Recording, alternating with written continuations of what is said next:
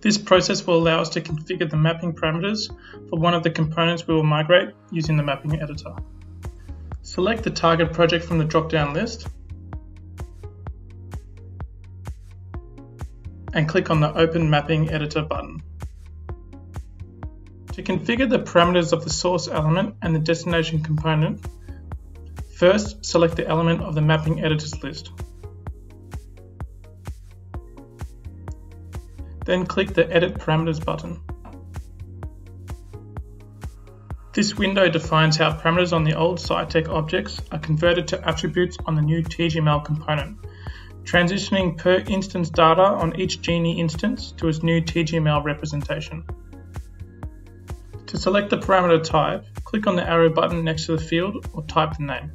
Select the source name, which is the XML input that corresponds to the name of the parameter on the existing element to be integrated. Select the destination name, which is the XML output that is the name of the attribute on the TGML object.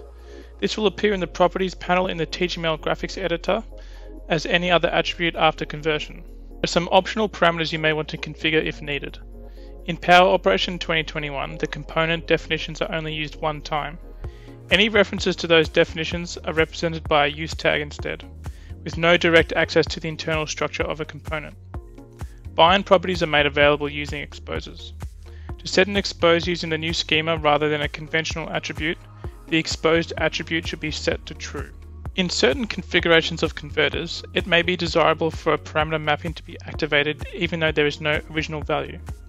By default, mappings where the input value does not exist are ignored. By setting the force value, this will trigger the attached chain of converters regardless of whether the input value exists. This column is hidden by default, but can be shown by right-clicking on the relevant row and selecting the force evaluation option. If the parameter is not needed, right-click on it and click Delete Row. Here we can also find converters, which is a feature that adds powerful data translation functionality to the tool. Each parameter mapping's output can be programmatically manipulated in several ways. We will explain this feature in more detail in another video, where we will go into detail on how to use the Converter Editor tool. You can also refer to the Graphics Migration Assistant User Guide for more information. Click Save to save the parameter configuration. Now the new mapping element has been configured for the migration. Note that in the mapping editor, you need to click the Save button to add the changes to the mapping file. Otherwise, the file will not be updated with the new configuration in the mapping editor. And that is how you can edit the mapping parameters using the Graphics Migration Assistant user interface. For more information, you can refer to the Graphics Migration Assistant User Guide. Thank you.